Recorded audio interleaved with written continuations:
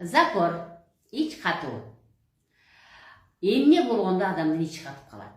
Адамдын ичи өт башчасы өзүнүн өтүн койбой калгандыктан жана уйку без өзүнүн соогун жакшы чыгарбай калгандыктан. Буга эмне себеп болот? Буга эң биринчи эле стресс себеп болот. Стресс деген түшүнүк бул көп чоң түшүнүк. Мунун ичине капа болуу, ыза болуу, коркуп калуу, кичинекейинде кандайдыр бир нерседен коркуп калуу, чоңойгондо деле бир болор болбос нерселерге кыжылат болуу, бирөөгө капа болуп, жүрөгүндө ызаны алып жүрүү, бул негизинен мен стресс деп койдум дагы.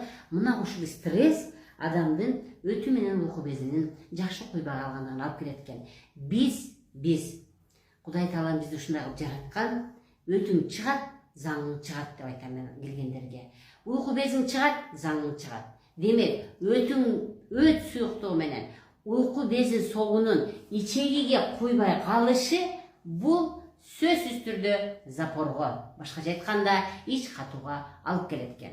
Мындан тышкары дагы башка себептери, мисалы өтө толуп кетүү, кант диабети, көп кыймылдабагандык, ашказан ичеги системасындагы органдардын сезгенип калышы. Мисалы гастрит, эзофагит, холецистит, панкреатит, энтерит, колит жана башкалар. Сууну аз ичүү дагы запорго алып келет. Тамакты бузуу дагы, башкача айтканда тамактануу режимин дагы бузуу бул сөзсүз түрдө запорго алып келет. Мисалы сиз күнүгө эле кою тамак жей берсеңиз, күнүгө эле майлуу тамак жей берсеңиз дагы сиздин ичеги карындагы тамак сиңирүүңүз бузулуп, бул дагы запорго алып келет экен. Эми кандай клиника деп коет бизде? Кандайча адамга кандай болуп билинет? Адамга кандай кылып зыян алып келет ич катуу?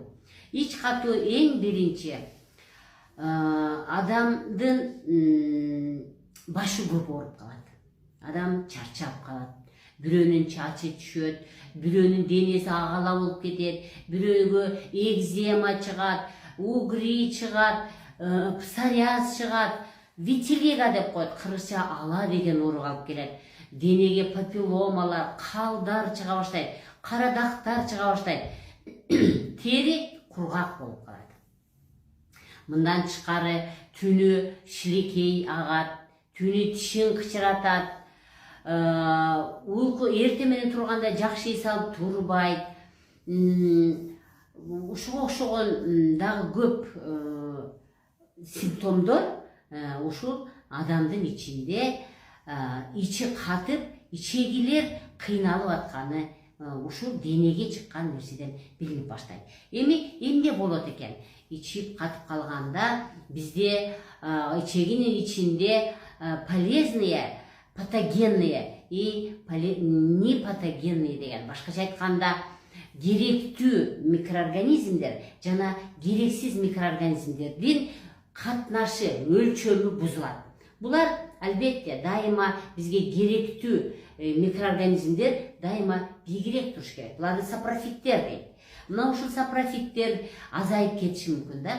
Буларды патогенные, зыяндуу бактериялар үстөмдүк кылат дагы, булардын саны азайып кеткенде адамдын ичи ката баштайт экен. Мындан тышкары албетте клиникасында дагы кайсы даттануулар, дагы кайсы жалоптор болушу мүмкүн. Мисалы сөзсүз түрдө ичеги узарып кетет. Мага менин клиникама ушундай адамдар келет, бир жолу бирөө келген, мен бир айда бир барам деп. Бул деген өтө чоң, бул организм уланып атат деген сөз. Бирөө 10 күндө бир барат, бирөө бир жумада бир барат. Ушунун баары, башкача айтканда, адамдын ичинде пайда болуп калган токсиндер, зыяндуу заттар, булардын баары күнүгө чыгып туруш керек эле. Эгерде өтүңүзгө уйку безиңиз иштеп турса, ал күнүгө керексиз зат заң менен, сийдик менен, тер менен чыгып туруш керек эле. Бирок ал заң менен чыкпаса, сиздин организмиңизге калып, мен жогоруда айткан оорулардын баарын алып келет экен. Эми ошол узарып кеткен ичегилер эмне үчүн узарып кетет? Биринчиден, өт менен уйку без жакшы койбой калганда ичегилер оорлошот. анын ичиндеги микроорганизмдер көбөйөт дагы, ичеги оорлошуп, ичеги ылдыйга түшүп калат. Бир жак бөлүгү түшүп калышы мүмкүн жоон ичегинин.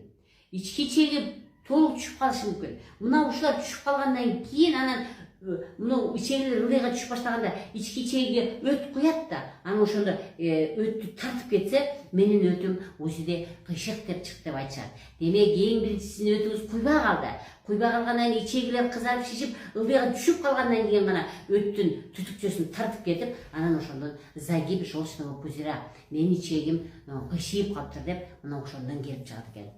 Мындан тышкары дагы эң жаман бул ичегилердин ич катып калгандан кийин ичегилердин узарып кетиши, бул ушул органдардын түбүндө жайгашкан эркектердин жана аялдардын жыныс органдарынан кысылып калуусуна алып келет. Эми кысылып калуу деген орган, ал кысылып калганда жаш кан албай калды. Демек, аялдардын жыныс органынын өзүнүн функциясы аткарган кызматы бузулат экен. Эркектердин функциясы аткаруу кызматы бузулат экен.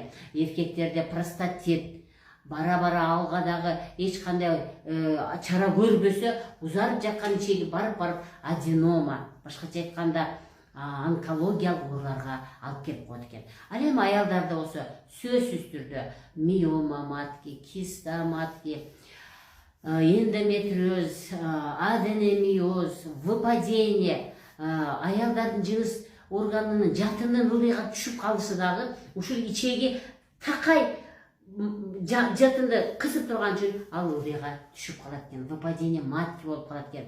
Мындан тышкары аял киши болобу, эркек киши болобу геморрой болот экен. Мындан тышкары ошол адамдын буту бегире сыбай коет экен. Ким мен үшүкчөлмүн дедиби, анын ичегисин зыян, ичегисин айнан болот экен. Эмне үчүн? Себеби запордон ичеги узарып кетип, бутка кетип аткан кан тамырларды кысып калат экен.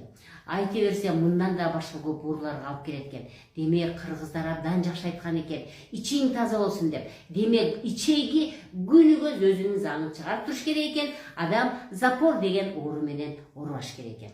Эми канткенде жакшы кылабыз. Урматтуу мекендештер, канткенде жакшы кылабыз да, азыр медицина, мен дайым айтып коем, экиге бөлүнүп калды.